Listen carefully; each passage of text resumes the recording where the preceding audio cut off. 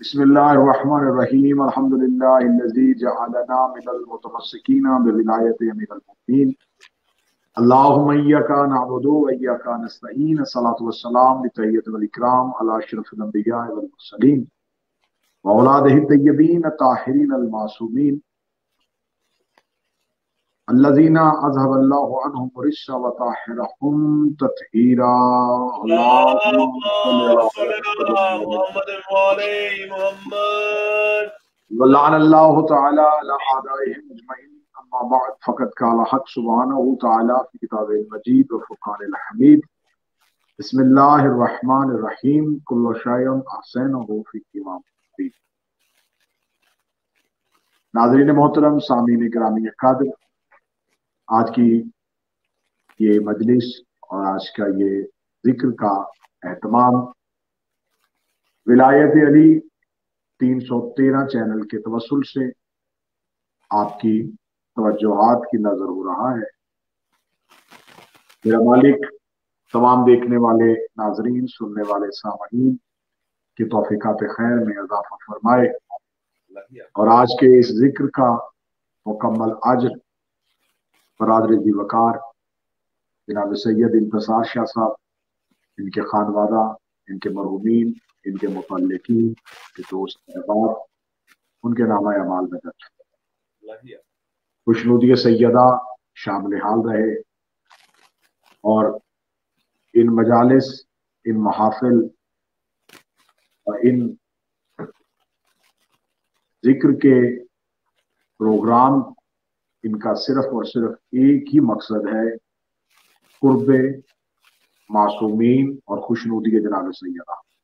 بے شک تو جس صحیح کوشش اور کاوش جس مقصد کے لیے ہے میرا مالک، وہ مقصد پورا فرمائے، مخدومہ عالمیان کی خوشنودی نصیب فرمائے اور سرکار ولی العصر کا قرب عطا فرمائے، اور یہ ذکر سننے والے سامعین کے لیے ذریعہ نجات بنے اور کچھ لوگوں کے لیے وجہ ہدایت بنے۔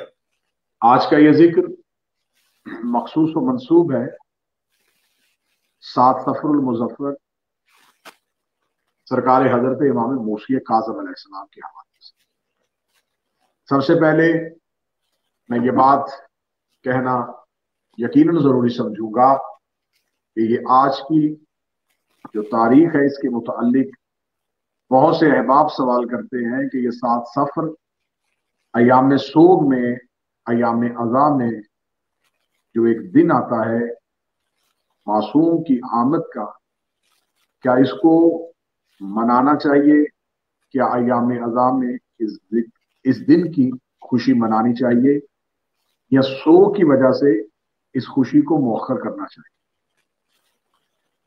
تو صاحبان، یہ جو 7 صفر کی تاریخ ہے، یہ یقینی تاریخ نہیں ہے، اس میں احتمال ہے، اس میں اشکال ہے، اس میں روایت کے بارے میں سند جو ہے وہ معتبر نہیں ہے، لیکن اہل فارس اور ایرانی جو ہیں وہ 7 صفر کو امام موسی کاظم علیہ السلام کے ظہور کے تناظر سے مناتے ہیں، تو لہذا اس ذکر کو تاریخی اعتبار سے آج کی اس دن کو تاریخی طور پہ، یقینی طور پہ نہیں کہا جا سکتا۔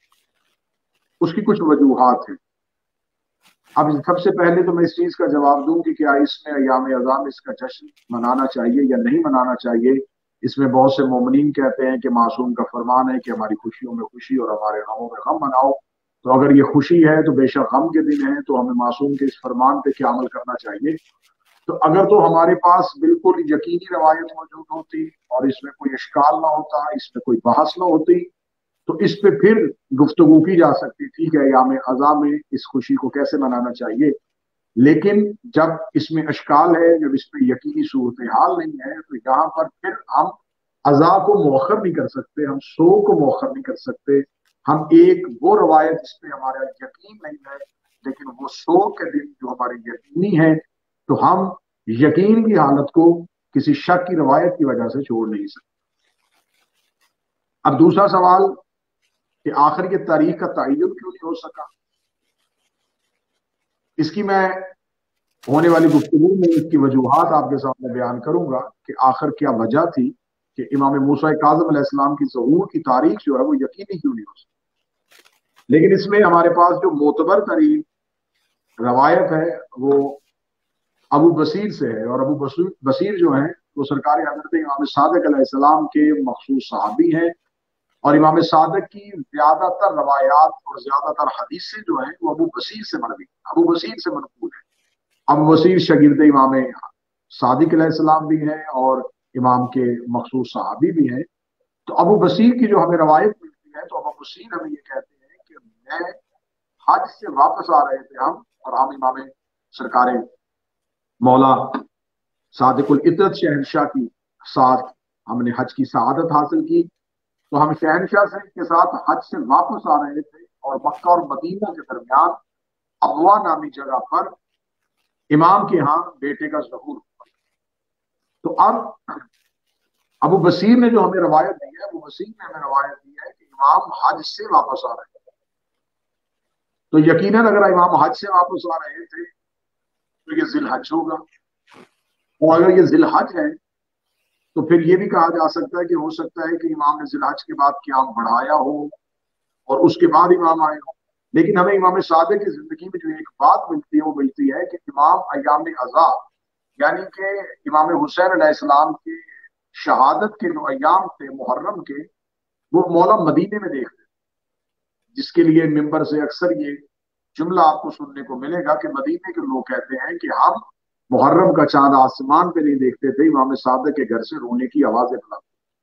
تو امام باقاعدہ عزاداری کا اہتمام کرتے تھے اور مدینہ میں ہی عزاداری کا اہتمام کرتے تھے۔ تو حج سے واپس پلٹنا اور مدینہ پہنچنا، تو یقیناً پھر یہ روایت ہمیں بتا رہی ہے کہ امام کے ظہور کی تاریخ جو ہے وہ ذی الحج ہے۔ 7 صفر جو ہے وہ ایرانیوں کے ہاں یہ تاریخ معتبر سمجھی جاتی ہے۔ ہمارے ہاں اہل فارس اور اہل عرب کی روایات میں تھوڑا سا تضاد پایا جاتا ہے کہ اہل فارس نے کچھ روایات جن سے دی ہیں، اور اہل عرب کے ہاں تو تاریخوں کی اس تضاد کی وجہ سے امام کے ظہور کی تاریخ کا کوئی بھی دن تعین نہیں کیا جا سکتا۔ اب دوسرا سوال یہ ہے کہ یہ ظہور پوشیدہ کیوں تھا؟ اب آئیے، کیونکہ آج کی گفتگو شاہ صاحب کا حکم بھی تھا اور میری ہمیشہ کوشش اور کاوش بھی ہے کہ جو مجالس، جو جتنے بھی سیشن ہم ریکارڈ کروائیں ولایت علی 313 پہ، وہ ایک تاریخی دستاویز بنے، ایک ہسٹوریکل ڈاکومنٹ بن کے ریکارڈ ہوں، تاکہ آنے والی نسلوں میں اگر کوئی بھی کسی بھی وقت کسی بھی امام کے بارے میں یا کسی بھی ٹاپک کے بارے میں ریسرچ کرنا چاہے تو ہمارے پاس یہ جتنے بھی گفتگو ہے، جتنے بھی ٹاپکس ہیں، یہ ہم اس چینل پہ ریکارڈ کروا دیں تاکہ آنے والی نسلوں کے لیے یہ قابل ہدایت بن جائے۔ اب جب ہم دیکھتے ہیں کہ ہماری فقہ جو ہے یہ فقہ جعفریہ ہے، فقہ جعفریہ کہا جاتا ہے، یہ فقہ علویہ نہیں کہا جاتا، فقہ حسنیہ نہیں کہا جاتا، حسینیہ نہیں کہا جاتا، فقہ جعفریہ کیوں کہا جاتا ہے؟ تو جب ہم تاریخی اعتبار سے دیکھتے ہیں تو باقاعدہ مذہب اہل بیت کو جو فقہی صورت میں ترتیب دیا گیا وہ اس امام کے دور میں۔ دوسری وجہ یہ ہے کہ ملوکیت نے، بادشاہت نے، خلافت نے امامت کو اتنا کمزور کرنے کی کوشش کی تھی کہ امام صادق کے دور میں آتے آتے لوگوں نے دین میں اجتہاد کرنا شروع کر دیا تھا اور فقہ میں بحث شروع ہو گئی تھی، اور بہت سے لوگ فقہ کے امام بن گئے۔ اس سے پہلے امام صادق سے پہلے ملوکیت ہے، خلافت ہے، بادشاہت ہے، لیکن امام صادق کے دور میں باقاعدہ فقہ کے امام بنے۔ تو جب فقہ کے امام بنائے جا رہے تھے اور جھوٹی حدیثوں کی آڑ لے کے، کیونکہ امام حسن علیہ السلام کا جو دور تھا وہ حاکم شام نے مولا علی اور امام حسن کے دور میں بہت سی جھوٹی حدیثوں کو گڑھ دیا تھا، اور اسے وضع حدیث کہا جاتا ہے کہ ضعیف حدیثیں، جھوٹی حدیثیں، مقطوع حدیثیں اتنی گڑھ دی گئی، اتنی بنا دی گئی کہ اب ان احادیث سے، جھوٹی حدیثوں سے، انہی ماخذ سے، اسی منبع سے مختلف قسم کے فقہی استدلال لے کے فقہی مسائل جو ہیں وہ غلط طریقے سے رائج کرنے کی کوشش کی جا رہی ہے۔ تو امام صادق نے اپنے دور میں باقاعدہ فقہ مرتب کروائی، لکھائی، کہ شریعت محمدیہ میں حلال کیا ہے، حرام کیا ہے، عبادات کا طریقہ کیا ہے، تو یہ تمام چیزیں جو ایک کتابی صورت میں لکھی گئی اور جو حدیثیں اکٹھی کی گئی وہ امام کے دور میں کی۔ تو لہذا امام کے دور میں اگر یہ سارا کام ہوا ہے، یہ علمی کام امامت کا کسی امام کے دور میں ہوا ہے، تو اس لیے اس امام کے دور میں جو ایک فقہ بنی اس کی پیروی کرنے والوں کو فقہ جعفری کے پیروکار کہا۔ اب تمام آئمہ میں سے سب سے زیادہ جو سن مبارک ہے وہ امام صادق کو مل رہا ہے۔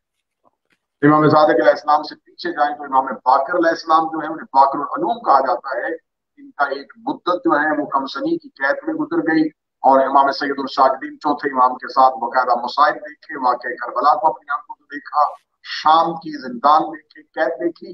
پھر امام نے اپنے دور میں علوم کے سینے کو پھاڑا، جس کی وجہ سے امام کو باقر العلوم کہا جاتا ہے، اور امام صادق نے اس تمام علوم کو اکٹھا کر کے باقاعدہ ایک فقہ کی ترتیب دے دی۔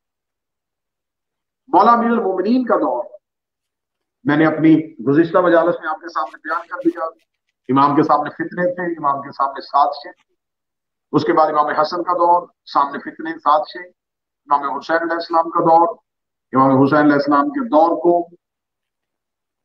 بہت بڑا تاریخی واقعہ رونما ہو گیا، واقعہ کربلا رونما ہو گیا۔ اس کے بعد امام سید الساجدین، واقعہ کربلا یا شام کے زندان، امام باقر۔ اب امام صادق کا جو دور تھا، اس دور میں حکومت جو تھی وہ بنی امیہ سے بنی عباس چھین رہے۔ بنی امیہ کا آخری جو بادشاہ تھا، جو عبد الملک کا بیٹا تھا، حشام بن عبد الملک ملعون، وہ امام زین العابدین اور امام محمد باقر کے دور کے بعد اب جو خلافت چلی تھی، پہلے 3 خلفاء، چوتھی خلافت مولا امیر المومنین کو دی گئی، پھر مولا امیر المومنین سے یہ خلافت شام منتقل ہوئی۔ شام کے حاکم نے اپنے بعد یزید جیسے ملعون کو جانشین بنا دیا۔ پھر یزید کے بعد یزید کا بیٹا معاویہ ثانی جو ہے وہ تھوڑے دنوں کے لیے تخت پہ بیٹھا۔ پھر اس کے بعد جب مروان کے بعد عبد الملک بن مروان اور پھر حشام بن عبد الملک، ولید بن عبد الملک، سلمان بن عبد الملک، یزید بن عبد الملک، یہ تمام عبد الملک کے جتنے بیٹے تھے ان کے پاس حکومت آ گئی۔ تو یہ سارے اموی تھے، ان امویوں کے پاس خلافت ہے۔ اب آخری اموی بادشاہ سے منصور دوانکی جو ہے، جو عباسی ہے، جو یہ کلیم کرتا ہے کہ ہم رسول کے چچا حضرت عباس ابن عبد المطلب کی اولاد میں سے ہیں، تو آپ اولاد فاطمہ کو بالکل اس کو ایک سائڈ پہ رکھ دیا گیا۔ اب امامت سے نہیں، اب باقاعدہ عباسی جو ہے انہوں نے کلیم کیا کہ کیونکہ اہل بیت جو ہے، نسل رسول جو ہے، خاندان رسول جو ہے، سیدہ کے بیٹے، علی کے بیٹے، اب ان کو کمزور کر دیا گیا ہے، ان کے پاس عوامی طاقت نہیں رہی، تو اب ہم کلیم کرتے ہیں کہ ہم اہل بیت ہیں، ہم خاندان رسول ہیں، ہم نبی کے جانشین ہیں، تو لہٰذا ہم امویوں میں، بنی امیہ میں بادشاہت اور خلافت کو نہیں جانے دیں گے۔ تو اب بنی عباس نے جب بنی امیہ سے خلافت کو سیکھا، تو یہ دور ایسا تھا کہ بنی امیہ کے ظالم ترین بادشاہ، وہ بادشاہ جنہوں نے سروں کی کھوپڑیوں کے ساتھ مینار بنائے تھے، جنہوں نے انسانی بستیوں کو برباد کیا تھا، بنی امیہ کا دور ظلم کا دور تھا۔ لیکن تاریخ کہتی ہے کہ جب بنی عباس نے اقتدار سنبھالا، جب بنی عباس نے اسے اقتدار چھینا، تو بنی عباس نے آتے ہی اقتدار میں پہلا کام کیا کیا، انہوں نے بنی امیہ کے لوگوں کی قبریں کھود کے ان کی لاشوں کو نکالا۔ اور یہ تاریخی ایک بہت بڑا چیپٹر ہے کہ کس کی قبر سے کیا نکلا تھا۔ کسی کی قبر میں سوائے راہ کے کچھ نہیں تھا، کسی کی قبر میں آگ تھا، اور کسی کی قبر میں ایک بہت بڑی چھپکلی، اور کسی کی قبر میں غلاظت کے سوا کچھ نہ نکلا۔ تو انہوں نے بنی امیہ کے ایک ایک فرد، صرف بادشاہوں کی نہیں، بنی امیہ کے خاندان کے افراد کی قبریں ڈھونڈ ڈھونڈ کے، باقاعدہ بنی عباس اعلان کرتے تھے کہ جو ہمیں کسی بھی بنی امیہ کے فرد کی قبر کا نشان بتائے گا ہم اسے اتنا انعام دیں گے۔ جب بتا دیا جاتا کہ فلاں جگہ پہ ایک بنی امیہ کا فرد ہے، اس کی قبر ہے، وہاں جائے، ان کی قبر کو کھودا جاتا، لاش کو نکالا جاتا، جلایا جاتا۔ بنی عباس چاہتے تھے کہ ہم بنی امیہ کے ظلم کو ختم کریں اور بنی امیہ کا نام و نشان مٹا کے لوگوں کے دلوں پہ اپنا روب ڈال دیں کہ اتنے بڑے ظالم بادشاہوں سے جنہوں نے اقتدار چھین کے ان کی قبروں کو ویران کر دیا، تاکہ کل ہم سے کوئی اقتدار نہ چھین۔ تو اب یہ جو دور تھا، اگر آپ اس دور کو سمجھیں تو بنی امیہ سے اقتدار منتقل ہو رہا تھا، ٹرانسفر ہو رہا تھا بنی عباس کی طرف، اور یہ دور تھا امام صادق۔ جب یہ حکومت کے لیے لڑ رہے تھے تو امام صادق کو ایک وقت میسر آ گیا اور امام نے بساط علم کو بچھا دیا۔ جب امام صادق نے بساط علم کو بچھا دیا تو امام صادق نے لمحوں میں، دنوں میں علم کو اتنا طاقتور کر دیا کہ امام کے پہلی جو کھیپ امام کے مدرسے سے، امام کے یونیورسٹی سے جو فارغ التحصیل ہوئی، وہ 4,000 مولا کے شریف جو تھے وہ پوری دنیا میں پھیل گئے۔ اب ہر جگہ پہ روایت، ہر جگہ پہ حدیث پڑھی جاتی کہ یہ نئی حدیث ہے، اس سے پہلے جو دین تمہارے پاس ہے وہ نہیں، اصل دین تو یہ ہے۔ وہ پوچھتے یہ دین تو ہم نے، یہ حدیث تو ہم نے سنی نہیں تھی، تم نے کہاں سنی؟ وہ کہتے کالا صادق، ہمیں امام صادق نے کہا ہے کالا صادق کالا صادق کالا صادق۔ یہ آواز اتنی گونج چکی تھی کہ لوگ جھوٹی حدیثوں کے مارے ہوئے سچے امام کی زبان سے نکلی حدیث کی طرف دوڑ پڑے۔ اب امامت مضبوط ہو گئی۔ اب جب امامت کا دور مضبوط ہو گیا تو اب امامت کو یہ خطرہ لاحق تھا کہ اب بنی عباس جب اپنا اقتدار مضبوط کر لیں گے تو اب ان کی نظریں آئیں گی اہل بیت، کیونکہ یہ بنی امیہ سے اپنا بدلہ لے چکے ہوں گے۔ بنی امیہ کے بعد اگر ان کو اپنا کوئی مخالف نظر آئے گا تو وہ اہل بیت نظر آئے گا۔ تو اب بنی عباس بنی امیہ کو کچلنے کے بعد رخ کریں گے اہل بیت کی طرف۔ تو اب امام صادق علیہ السلام نے اپنے اگلے امام کو محفوظ کرنا تاکہ امامت محفوظ ہے۔ امام جعفر صادق علیہ السلام کے ایک خطبہ ہے جن کا نام اسماعیل بن جعفر بن محمد۔ یہ امام صادق کی زندگی میں ان کی رحلت ہوگی۔ یہ امام جعفر صادق علیہ السلام کی زندگی میں اسماعیل جو ہے یہ دنیا سے جا چکے تھے، اور امام جعفر صادق علیہ السلام نے جب ان کا جنازہ کرنے پڑا تھا تو امام نے یہ امامت یہاں پہلی دفعہ ایسا ہوا کہ امام نے غلام بھیج کے لوگوں کو بلوایا، اور جب بھی امام کے صحابہ، امام کے شیعہ، مولا کے جانسار، دوست احباب مولا کے گھر آتے تو امام فرماتے کہ اس کفن کو ہٹاؤ۔ جب وہ کفن کو ہٹاتے تو اسماعیل کے چہرے پہ نظر پڑتی، جب اسماعیل کے چہرے پہ نظر پڑتی تو امام کہتے کہ گواہی دو کہ اسماعیل مر گئے۔ صحابہ نے پوچھا کہ فرزند رسول سمجھ نہیں آئی کہ جنازہ سامنے ہے تو آپ ہم سے گواہی کیوں لے رہے ہیں؟ اب حکمت امام کیا تھی؟ امام جانتے تھے کہ اسماعیل کے، کیونکہ یہ امام کے بڑے بیٹے، تو اب ایک فرقہ پیدا ہوگا جو اسماعیل کی امامت کا قائل ہوگا، جو آج بھی فرقہ ہے جسے اسماعیلیہ کہا تھا۔ اسماعیلیہ فرقہ امام جعفر صادق کے بعد امام موسیٰ کاظم کی امامت کا قائل نہیں، وہ امام جعفر صادق کے بیٹے اسماعیل کی امامت کے قائل۔ اب وہ دلیل یہ دیتے ہیں کہ کیونکہ امام جعفر صادق کے بڑے بیٹے جناب اسماعیل تھے تو لہذا امامت اسماعیل کو ملی۔ اس پہ ہمارا جواب یہ ہے کہ امامت کسی بھی امام کے بڑے یا چھوٹے بیٹے ہونے پہ منحصر نہیں ہوتی۔ اگر آپ اسی کو لیں گے تو پھر مولا امیر المومنین کے بڑے بیٹے امام حسن تھے، چھوٹے بیٹے امام حسین تھے، دونوں سیدہ کے بیٹے تھے، دونوں امام بنے۔ تو پھر امام حسین علیہ السلام کے بعد امامت امام حسن کے بڑے بیٹے کو کیوں نہیں؟ پھر چوتھے امام حسن مثنیٰ ہونے چاہیے تھے، نہ کہ علی زین العابدین ہونے چاہیے۔ اگر بڑے بیٹے ہی کو امامت کا دعوے دار ہونا چاہیے تو مولا علی کے بڑے بیٹے امام حسن کے بیٹے کو امامت کا دعوے دار ہونا چاہیے تھا، نہ کہ علی زین العابدین کی امامت کا دعوے۔ لیکن ہاں ہمارا تو اس میں یہ ہے کہ امامت کے ہاں یہ منصب جو ہے یہ خدا دیتا ہے۔ کسی امام کے 18 بھی بیٹے ہوں تو اس میں کوئی بھی اپنی مرضی سے امام نہیں بنا سکتا، کوئی کمیٹی سے امام نہیں بنا سکتا، لوگوں کے مشورے سے امام نہیں بنا سکتا، اجماع سے امام نہیں بنا سکتا۔ امام جاتا ہوا دوسرے امام کی امامت کا اعلان کر کے جاتا ہے۔ بے شک یہ سنت رسول ہے۔ رسول نے غدیر میں مولا علی کی امامت کا باقاعدہ اعلان کیا۔ بے شک اور آج لوگ کہتے ہیں کہ اتنے فرقے کیوں بن گئے، اسماعیلیہ کیوں آ گئے، زیدیہ کیوں آ گئے، कितने फिरके क्यों हो गए फिर इमाम की नस्लों के बाद?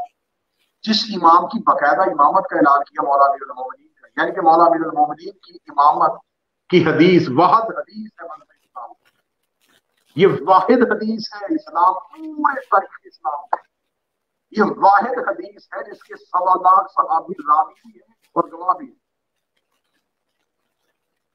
बाकी हर हदीस एक सहाबी ने सुनी, 5 सहाबियों ने सुनी, 10 सहाबियों ने सुनी, 50 सहाबा ने सुनी या 100 सहाबा ने, उन्होंने आगे बताई, उन्होंने आगे बताई।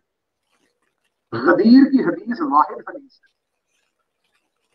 जिसके रावी 1,24,000 सहाबी, क्या बात। और ये सिर्फ रावी नहीं, ये गवाह भी। नारायण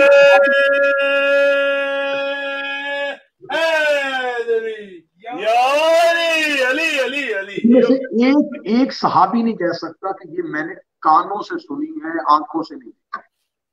गदीर वाहिद हदीस है जो 1.25 लाख सहाबियों ने आंखों से देखी है और कानों से। तो जो 1.25 लाख सहाबा ने आंखों से देखी, कानों से सुनी, आज मुसलमान उस हदीस का इनकार कर गए।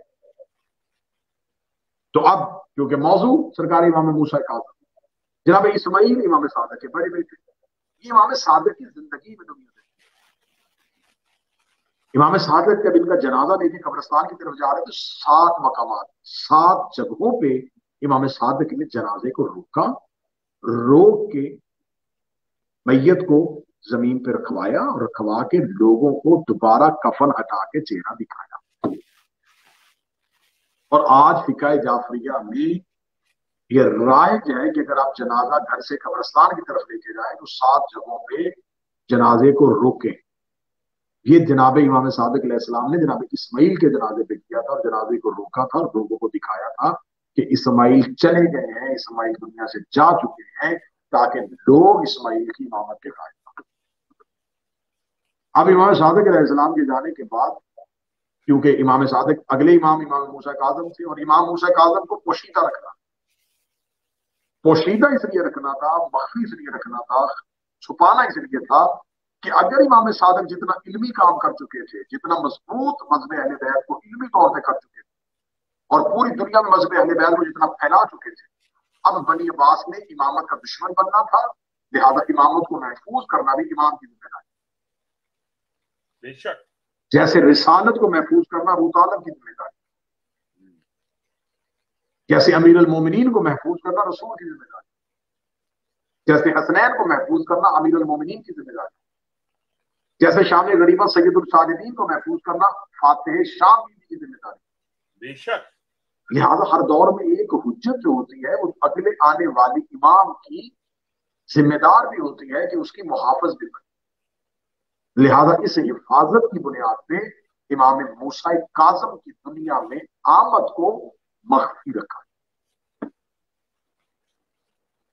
बहुत सारे सवालात के जवाब देने हैं, बहुत सारे अबहमात दूर करने हैं, बहुत सारी अगलात दूर करनी, बहुत से सोशल मीडिया पे आने वाले क्लिप्स का भी आज की हमने गुफ्तगू में जवाब। एक बात मेरे सुनने वाले सामीन और देखने वाले नाज़रीन याद रखिए कि हमारे आइमा में से किसी इमाम की मां जो है वो भी गैर मासूमा नहीं, वो भी तैयबा और ताहिरा है। बेशक। जनाब नूह के 3 बेटे थे, साम, हाम और याफिस। थोड़ी सी गुफ्तगू को सुनिएगा, गुफ्तगू तारीखी एतबार से करूंगा। मौला अमीरुल मोमिनीन की वालदा का नाम क्या था? फातिमा बिनते असद, असद की बेटी। असद कौन थे? अब्दुल मुतलब के भाई, हजरत अबू तालिब के चचा। जनाबे असद की बेटी फातिमा, अबू तालिब के बेटे अली।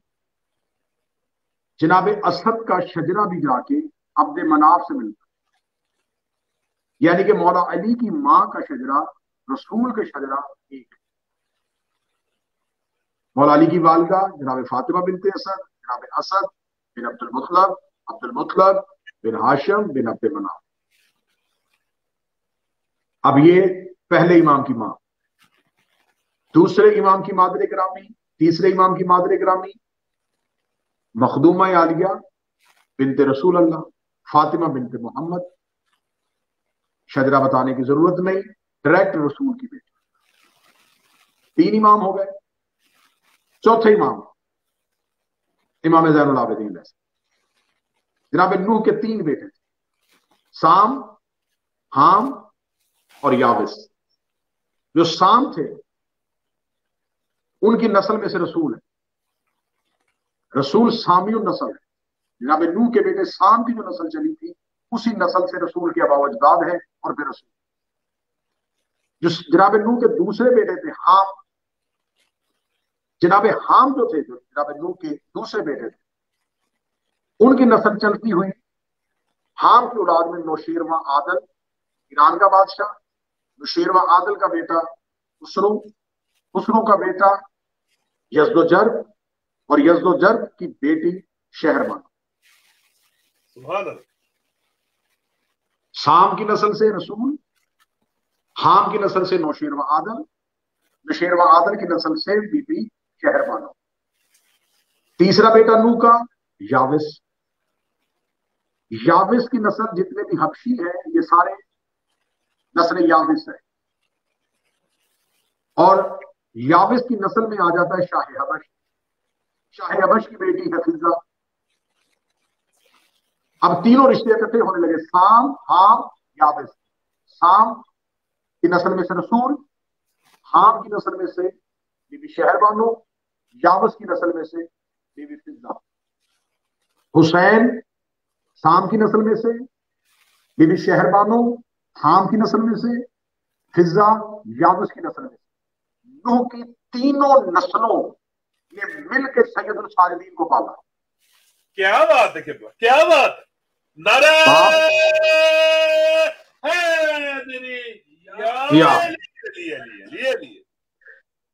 बाप साम की नस्ल में से, मां हाम की नस्ल में से, और जिसने गोद में रखा और जो साथ रही फिजा शहजादी, वो यावस की नस्ल में से। इसलिए इनको आदम सानी भी कहा जाता है और नूह सानी भी कहा जाता है। 4 इमाम हो गए। चौथे इमाम की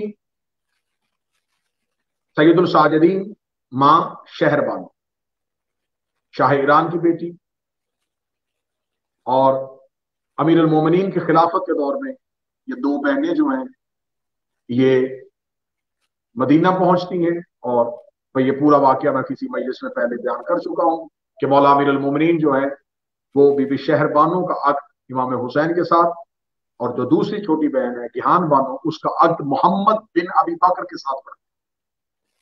अब ये एक कुछ मौलवियों की बकवासात जो है उसका जवाब भी इस गुफ्तगू में आ जाएगा। मोहम्मद बिन अबी बकर के बारे में मौला अमीर अल मोमिनीन फरमाते हैं ये सुल्ब अबू बकर है लेकिन बेटा अली का। इसकी तरबियत मौला अमीर अल मोमिनीन, ये अस्मा बिनते उमैस का बेटा है।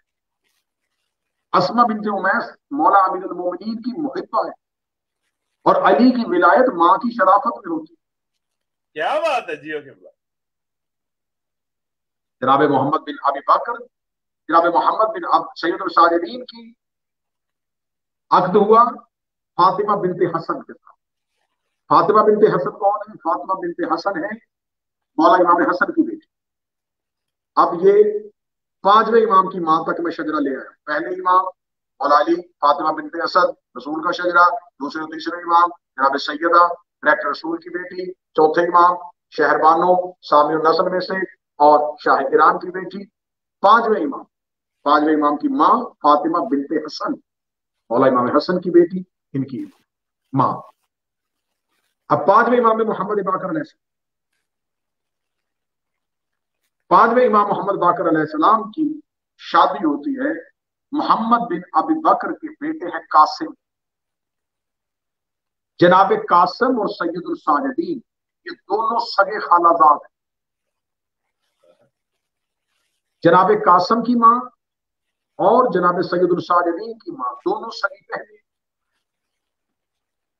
जनाब कासिम बेटे हैं मोहम्मद बिन अबी बकर, जनाब कासिम की बेटी है, सैयदुल साजिदीन का बेटा है। इन दोनों का निकाह होता है तो इमाम सादिक दुनिया में आता है। अब ये कहना कि इमाम जाफर सादिक अलैहिस्सलाम जो है, इमाम जाफर सादिक अलैहिस्सलाम का जो मौलिक बकवासात करते हैं, शियों के छठे इमाम का शजरा जाके जो है वो तो एक सहाबी से जाके मिलता है। पहले ये तो देखो कि मोहम्मद बिन अबी बकर जंग जमल में अली के साथ है, यानी कि मुखालिफ। जियो क्या बात।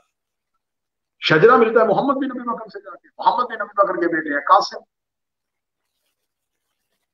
तो तुम बाप की तरफ से पहले शजरा मिला रहे हो। ये देखो कि जनाब कासिम की मां जो है वो जनाब शहरबानों की बहन है, जो नुशैरवा आदल की नस्ल में से है। और मोहम्मद बिन अबी बकर जो है मौला अली के जानसार है, मौला अली के सहाबी है, मौला अमीरुल मोमिनीन के गवर्नर है, मौला अमीरुल मोमिनीन के सिपाही है, मौला अमीरुल मोमिनीन का साथ देने वाले, और आखिरी वक्त में रिश्ते कुर्बान करके अली की विलायत को कबूल करने वाले। तो मोहम्मद बिन अबी बकर हमारे खाते, क्योंकि ये मुहिब्बे अहले बैत। अब छठे इमाम तक आ गए जी हम। अब जो सातवें शहंशाह हैं जिनका आज जिक्र है, इनकी पाक मां जो है ये भी हमीदा खातून, ये स्पेन की शहजादी।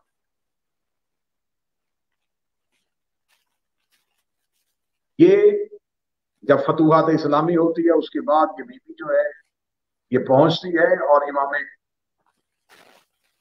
सादिक अलैहिस्सलाम जो है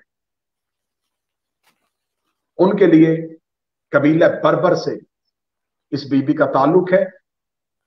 कबीला बर्बर में से कौन कौन से नबी आए थे ये पूरा चैप्टर है। अगर मैं पूरी मजलिस इमाम मूसा काज़िम की पाक मां में पढ़ दूं तो 1 घंटे की मजलिस जो है बीबी हमीदा खातून में चली जाएगी कि जिस कबीले से इनका ताल्लुक था वो कबीले में से कौन कौन सा नबी आया था और उस कबीले का सरकारी इमाम ज़माना की रैयत में कितना हिस्सा है, और उस कबीले के कितने लोग आज भी इमाम ज़माना की रैयत में आबाद हैं। ये कलैत पहला। बीबी का नाम हमीदा खातून, स्पेन की शहजादी है। ये बीबी जो है वो इमाम जाफर सादिक अलैहिस्सलाम के अक्त में आती है, और ये बीबी हज के दिनों में इमाम सादिक के साथ हज करने के लिए मक्का तशरीफ फरमा। मक्का से वापस पलटते हुए जब मकाम अबवा आता है, मकाम अबवा ये वो जगह है जहां रसूल की मां बीबी आमना की कब्र है। तो इमाम सादिक अलैहिस्सलाम जनाब हमीदा खातून को लेके बीबी आमना की कब्र पे आते हैं और बीबी आमना की कब्र पे आके बीबी की कब्र की जियारत करते हैं। बीबी की कब्र पे बैठे हुए, रसूल की मां की कब्र मुताहर पे बैठे हुए इमाम सादिक की जौजा सातवें इमाम की मां दुआ करती है कि ऐ नूर इलाही की अमीना, मैं आपके घर कनीज बन के आई हूं, मुझे शर्फ अता फरमाए। रसूल की मां की कब्र में बैठे हुए शहजादी हमीदा खातून इमाम सादिक से कहती है कि मुझे ऐसे लग रहा है कि जैसे शहजादी रसूल की मां ने मेरी दुआ को सुन लिया हो और मुझे किसी नूर की अमीना बना दिया। इमाम सादिक कब्र बीबी आमना से बीबी हमीदा खातून को उठाते हैं, हुजरा मुबारक में आके मुसल्ले में बिठाते हैं। मुसल्ले में बिठा के कहते 2 रकत नमाज शुक्राना अदा करके इस तस्बीह की तलावत करती है। बीबी तस्बीह की तलावत करके जब सजदे से सर उठाती है, जब सजदे में सर रखती है तो अकेली मां होती है, जब सर उठाती है तो बेटे की भी तस्बीह की आवाज आ रही है। क्या बात है। नारे हैदरी या अली। इमाम सादिक हुजरा मुबारक में तशरीफ लाते हैं और तशरीफ ला के सजदे में अपने बेटे को उठा के चूम के सीने से लगा के कहते हैं हाज़ा मूसा, इस बच्चे का नाम अल्लाह ने मूसा रखा है। सुभान अल्लाह। इससे पहले मूसा नाम इमामत में है ही, मूसा नाम नबूवत में था। इमाम से एक सहाबी ने पूछा था कि आपके फर्जंद का नाम मूसा क्यों है? फरमाया वो मूसा भी जादूगरों का शहर तोड़ने आया था, और ये भी झूठी ठिका के जादूगरों का शहर तोड़ने के लिए आया था। जियो किबला जियो, क्या बात है, सुभान अल्लाह। लेकिन उस मूसा में इस मूसा में फर्क है, वो मूसाए गस्बान था, वो गजब वाला मूसा था, ये मूसाए काजम है, गुस्से को पी जाने वाला। काजम का मस्दर कुज्म है। कुज्म करदी जुबान में कहते हैं मशकीजे के बाहर जो एक तस्मा लगाया जाता है जो मशकीजे के पानी को रोकता है, उसे कुज्म कहते हैं। ये काजम का मस्दर है, ये काजम का मंबा है। जो मशकीजे के पानी को रोके उसे कुज्म कहते हैं, जो जलाल पे इलाही को रोके उसे काजम कहते हैं। क्या बात है, नारे हैदरी या अली अल्लाहुम्मा सल्ली अला मुहम्मद व अलैहि मुहम्मद। जियो किबला जियो। आगे मेरे शहनशाह इमाम है, इमाम दुनिया में तशरीफ ले आते हैं, और इमाम सादिक अलैहिस्सलाम, इमाम मूसा काज़िम अलैहिस्सलाम, क्योंकि दौर बड़ा खतरनाक है, बनी अब्बास दुश्मन बन चुकी है, अहले बैत की तरफ तवज्जो हो चुकी है, मंसूर दवान की जो है वो बार बार इमाम सादिक को दरबार में बुला के इमाम को इमाम की फिका मुरतब करने से रोक रहा है। इमाम जाफर सादिक के घर की में मिलने पर पाबंदी लगा दी गई है, इमाम को घर में नजर बंद कर दिया गया है, इमाम की गली के रस्तों को मुख्तलिफ बैरियर लगा के मुख्तलिफ चौकियां बना के रोक दिया गया है, इमाम की गली में मुखबरों ने घर ले लिए हैं किराए के, इमाम को मिलने पर पाबंदी लगा दी गई है, इमाम की गली में कोई गुलाम नहीं जा सकता, इमाम की गली में कोई अजनबी नहीं जा सकता। इस तंगी के दौर में छठे इमाम के घर में सातवां इमाम पल रहा है,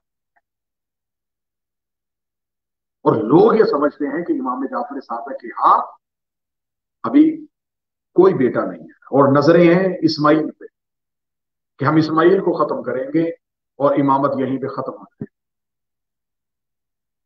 ये राज कब खुलता है?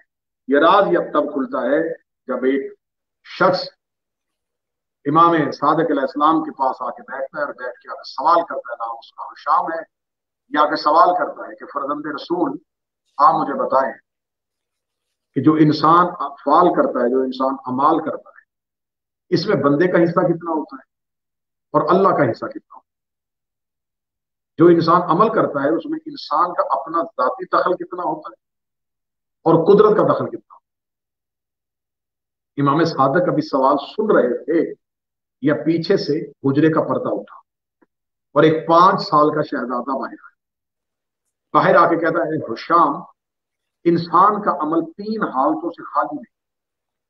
पहला ये कि या तो जो करता है वो खुदा करवाता है, दूसरा ये वो जो करता है आधा खुद करता है आधा खुदा करवाता है, या ये कि वो खुद मुख्तार है। अगर पहली हालत को लेंगे कि जो करवाता है खुदा करवाता है, तो फिर खुदा क़यामत वाले दिन सजा नहीं दे सकता, क्योंकि जो अमल करवाया वो खुदा नहीं करता। दूसरी हालत अगर आधा वो खुद करता है और आधा खुदा करवाता है, तो फिर भी क़यामत वाले दिन ये फैसला कौन करेगा कि ये अमल बंदे का है या अल्लाह का है। तीसरी एक ही हालत बचती है कि इंसान अपने अमाल पे खुद मुख्तार है। जो ही वो ये जवाब 5 साल का बच्चा देता है, तो इमाम सादिक की आंखों में खुशी होती है। वो ये शख्स चीख के कहता है कि बाखुदा मैं कसम देता हूं कि ये आने वाला इमाम। अल्लाहुम्मा सल्ली अला मुहम्मद व अलैहि मुहम्मद। जियो जिब्ला जियो, क्या मैं बात है। गवाही देता हूं कि ये आने वाला इमाम है, क्योंकि ये जवाब इमामत का जवाब है। ये जवाब किसी बच्चे का जवाब नहीं है, ये जवाब इमाम का जवाब, और इमाम बचपन में भी इमाम। यहां से खबर मशहूर हो जाती है कि इमाम सादिक के घर में एक बच्चा है जो सवालात के जवाब। अब जब इमाम जाफर सादिक अलैहिस्सलाम की शहादत हो जाती है, तो शहादत के बाद मंसूर अब्बासी के बाद 1 साल के लिए महदी अब्बासी मलाउन तख्त पे आता है, उसके बाद हादी आता है। तो ये वो दौर था जो इमामत के लिए मुश्किल तरीन दौर। अब इमाम से मुख्तलिफ किस्म के मुनाजरे रखे जा रहे हैं, बार बार इमाम को बुलाया जा रहा है, बार बार इमाम को बुलाया जा रहा है, ताकि इमाम को बुला के, अब बार बार बुला के वो जानबूझ के मुनाजरे करवाते थे ताकि पता चले कि ये इमाम है, तो हम इमामत को कत्ल करके नस्ल इमाम को यहीं पर। ایک بڑا مشہور مناظرہ ہے، ویسے تو سینکڑوں مناظرے ہیں جو پڑھے جا سکتے ہیں، کہ امام کو دربار میں بلایا جاتا ہے اور دربار میں بلا کے نوروز کا اہتمام ہے، عید نوروز کا اہتمام ہے، اور عید نوروز کے اہتمام پہ عباسی بادشاہ ہارون رشید جو ہے وہ اہتمام کرتا ہے کہ لوگ آئیں اور اس کے نوروز کی مبارک، امام کو بلا کے وہ کہتا ہے کہ کرسی صدارت پہ آپ بیٹھے، لوگ جتنے بھی انعام اور تحفے دیں گے یہ آپ کو دیں گے۔ امام فرماتے کیوں آج کیا ہے؟ تو وہ کہتا ہے عید نوروز ہے۔ امام نے فرمایا کہ مجھے میرے نانا رسول کے حدیثوں میں سے اس دن کے بارے میں کوئی حدیث نہیں ملی۔ تو ہارون کہتا ہے کہ فرزند رسول یہ ایرانیوں کی عید ہے اور میرے لشکر میں ایرانیوں کی کثرت ہے، تو میں چاہتا ہوں کہ میرے لشکر کے سپاہی جو ہے وہ ناراض نہ ہوں، لہذا ان کے دن کو منایا جائے، تو آپ منت قبول کریں، آپ تشریف رکھیں۔ اب بادشاہ کے ذہن میں لالچ کیا تھا، ہارون کے ذہن میں لالچ کیا تھا کہ امام کو میرے دربار میں عید پہ تحفے اور تحائف اتنے ملیں گے، تحفے اور تحائف کہ امام حکومت کے مرغوب ہو جائے۔ اب ہر کوئی آتا ہے امام کو تحفے دے رہا ہے، تحفے اور تحائف کا ڈھیر لگ جاتا ہے۔ جب ڈھیر لگ جاتا ہے مال دنیا کا اور لوگ آ کے امام موسیٰ کاظم کو مل رہے ہیں، تو شام کے وقت ایک بوڑھا دربار میں عصا کے سہارے تو آ کے امام موسیٰ کاظم کے دستے مبارک کا بوسہ لیتا ہے، اس کے ہاتھ خالی، سپاہی بادشاہ کا اس کا کاندھا پکڑ کے ہلا کے کہتا ہے اے بوڑھے، صرف مبارک دے گا یا امام کو کچھ تحفہ دے گا؟ تو وہ فوراً کہتا ہے کہ فرزند رسول میرے پاس دینے کے لیے کچھ نہیں ہے، لیکن میں آپ کے دادا حسین کی مصیبت پہ 4 شعر لکھ کے لایا۔ امام فرماتے اشعار سنو۔ وہ امام موسیٰ کاظم کے سامنے ایک مرثیہ پڑھتا ہے، ایک کلام پڑھتا ہے جس کے 4 شعر ہیں۔ جب وہ اشعار پڑھ لیتا ہے تو امام موسیٰ کاظم بادشاہ کی طرف دیکھ کے کہتے ہیں یہ جو انعامات کا ڈھیر ہے یہ سب کس کے لیے؟ کہتا فرزند رسول با خدا یہ سب کچھ میں نے آپ کے لیے کیا ہے۔ اب وہ کرنا چاہتا تھا امام کو روک کے نیچے کہ امام کو اتنے تحفے تحائف دوں کہ امام سمجھے کہ بادشاہ امام سے محبت کرتا ہے، دوسرا امام کو دنیا کا لالچ ہے۔ امام اس بوڑھے کا ہاتھ پکڑ کے اپنے ہاتھ میں رکھ کے کہتے ہیں کہ میں یہ سارا خزانہ تمہیں تیرے شیر کے بدلے میں دوں۔ کیا بات، نعرہ حیدری یعنی علی اور علی تیری جنت کا ضامن بھی ہوں، تیری جنت کی ضمانت بھی ہے، مال دنیا علیحدہ، آخرت کی بخشش کی ذمہ داری بھی میری ہے۔ امام جب یہ کہہ کے اٹھنے لگتے ہیں تو بادشاہ کہتا ہے فرزند رسول صبح سے لے کے اب تک تحفے تحائف میں قیمتی ترین تحفے ہیں جو آپ نے ایک بوڑھے کو دے دیے۔ امام نے فرمایا بس تمہیں امامت یہی دکھانا چاہتی تھی، جو تمہاری حکومت کے ہاں سب سے قیمتی ہوتا ہے، ہمارے ہاں ہمارے ذکر کی قیمت بھی نہیں ہوتی۔ بے شک، کیا بات ہے قبلہ، بہت خوب۔ ایک یادگار مناظرہ یہ، دوسرا یہ کہ ہارون حج سے واپس آتا ہے تو حج سے واپس آ کے وہ مدینہ جاتا ہے، لیکن جب وہ حج پہ پہنچتا ہے تو حج پہ پہنچ کے اس کے ذہن میں خیال ہوتا ہے کہ میں سب سے پہلے طواف کعبہ میں کروں گا۔ آج بھی جو اہم لوگ ہوتے ہیں، جو وی آئی پی لوگ ہوتے ہیں، ان کی کوشش یہ ہوتی ہے کہ ہمیں عبادت میں بھی ایک وی آئی پی اسٹیٹس دیا۔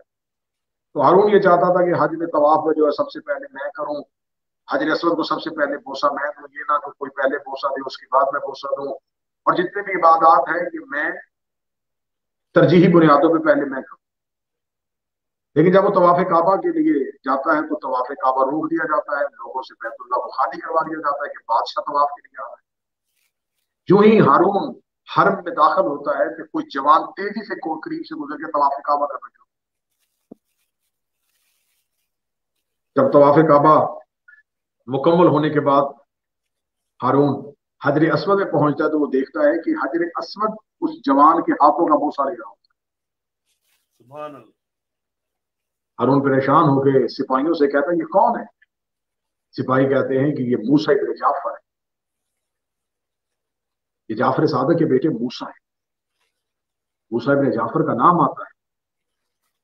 तो हारून देख के कहता है, ए मूसा इब्न जाफर, आप नहीं जानते कि हुकूमत की वजह से हमें आप पर अफजलियत हासिल है। इमाम फरमाते हैं, तू बता, रूह को जिस्म पे फजीलत होती है, जिस्म को रूह पे फजीलत होती है? कहने लगा, यकीनन रूह की फजीलत है जिस्म। इमाम फरमाते हैं, इमाम कायनात की रूह होता है, रूह कायनात होने की वजह से हमारी फजीलत ज्यादा है।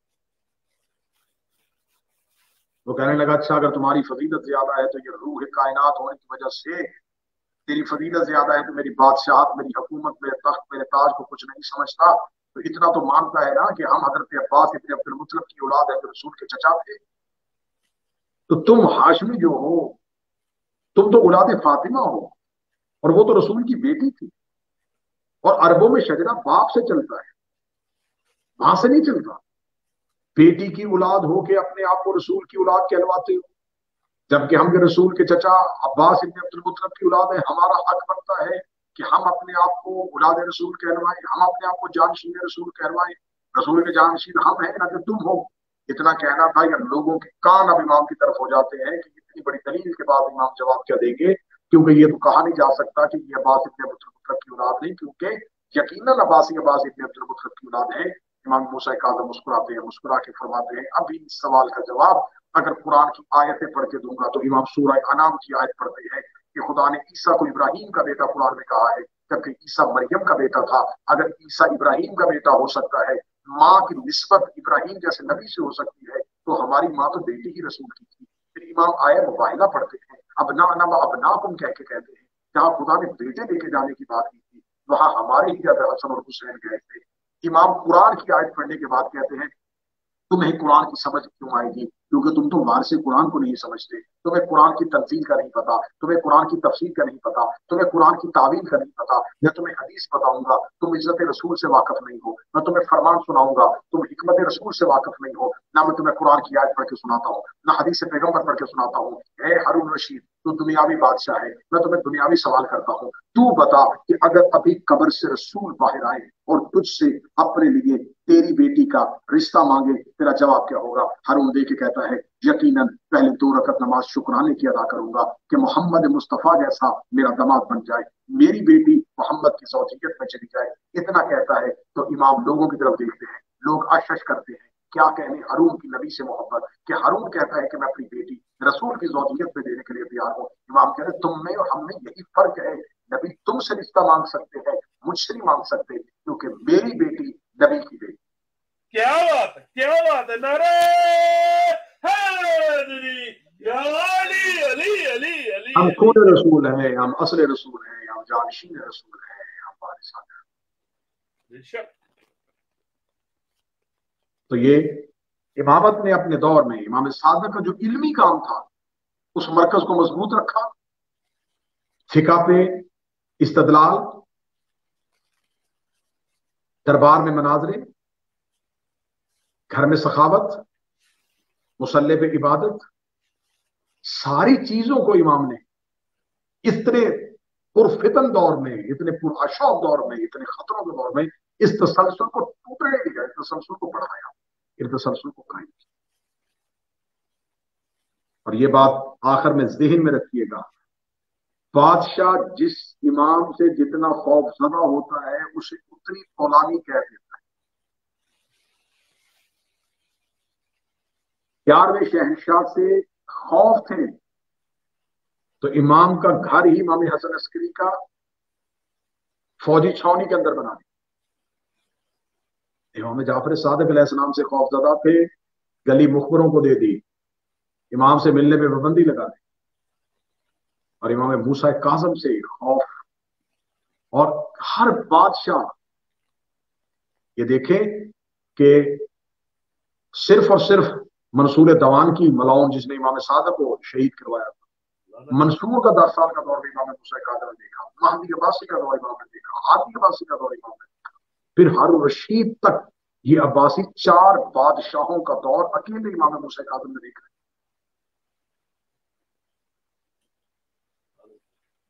और हर दौर में इमामत के परचम को बुलंद रखा। और जब खिलाफत और हुकूमत मजबूर हो गई कि इमाम किसी चीज से मरऊब नहीं होते, वरना मैं अब इमाम मूसा काज़म की सखावत पढ़ूंगा, इमाम की इबादत पढ़ूंगा तो अशरे बीत जाएंगे। इबादत का तो ये आलम था कि जिसने 14 साल रकू की हालत में गुजारा। जब इमाम पे इल्जाम लगाने के लिए इमाम के कैद खाने के अंदर एक औरत को भेजा ताकि इमाम के ऊपर इल्जाम लगाया जाए, जब सुबह को दरवाजा खोला गया तो आगे इमाम सजदे में था, पीछे वो औरत सजदे।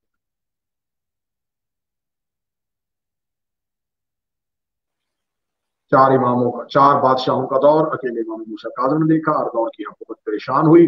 अब्बासी बादशाह जब घबरा गए, अब्बासियों से जब कुछ ना बना, तो फिर उन्होंने कहा कि हम इमामत का मुकाबला नहीं करते, इसे दरबार में बुलाते हैं, ये इल्म से हरा देता है, इसे तख्त पे बिठाते हैं, ये तदब्बुर से हरा देता है, इसे घर में भेजते हैं, ये सखावत इतनी करता है कि लोग इसके दरवाजे पे चले जाते हैं, ये मेहराब में खड़ा होता है तो मुसल्ला इसकी इबादत में नाज करता है, हम इससे किसी तरह मुकाबला नहीं कर सकते, बस एक ही सूरत है, किसी तरह इमाम को कैद किया जाए।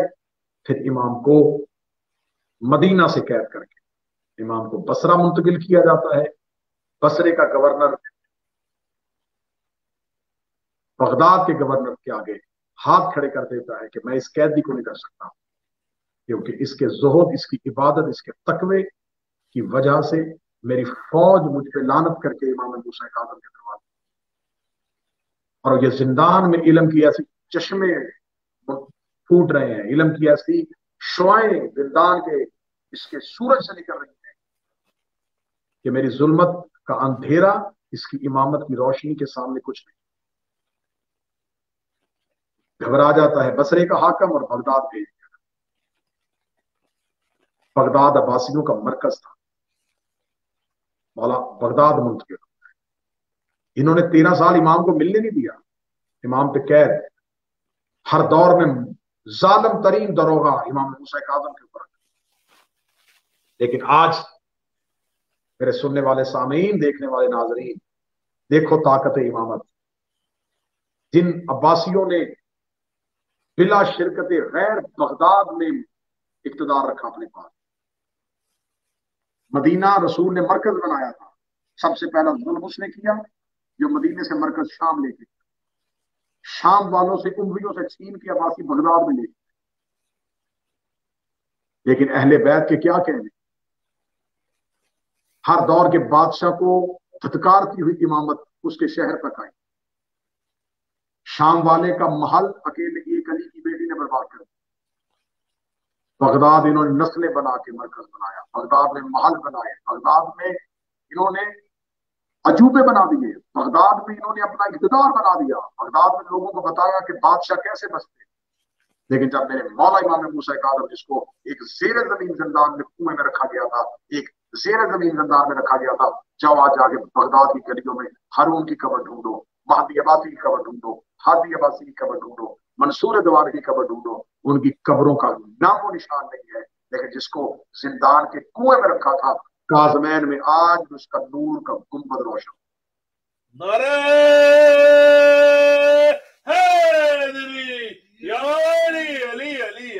आज भी इमाम मूसा काज़म की नस्ल पूरी दुनिया में सलात काज़मिया के नाम से मशहूर। आज भी इमाम मूसा काज़म का फर्जंद मशहद में रऊफ़ुर रहीम बन के नूर की किरणें बखेर रहा है। आज भी इमाम मूसा काज़म की बेटी फातिमा सानी करीमा अहले बैत बन के कुम में लोगों की दुआएं कबूल कर रही है। मेरा मालिक हमें इस मौला की मोहब्बत और मवद्दत अता फरमाए, इस मौला की मारिफत अता फरमाए। इंशाअल्लाह आने वाली तमाम मजालिस में उन हस्तियों के मुतालिक तारीखी हकायक, तारीखी राज और दुश्मनान की तरफ से वो सवाल जो उस हस्ती की तरफ मजबूत किए जाते हैं, उनका जिंदान शिकन जवाब लेके दोबारा आपकी खिदमत में इसी चैनल पे हाजिर होंगे। दुआ में याद रखिएगा, मेरा मालिक मेरा और आपका शुमार सरकार कायम के नासरीन में, इमाम हुसैन के अज़ादारों में, जनाब सैयदा के तरफदारों में और अमीरुल मोमिनीन के पैरोकारों में। रब्बना तक़ब्बल मिन्ना इन्नका अंतस समीउद दुआ, आमीन या रब्बुल आलमीन। अल्लाहुम्मा सल्लि अला मुहम्मद।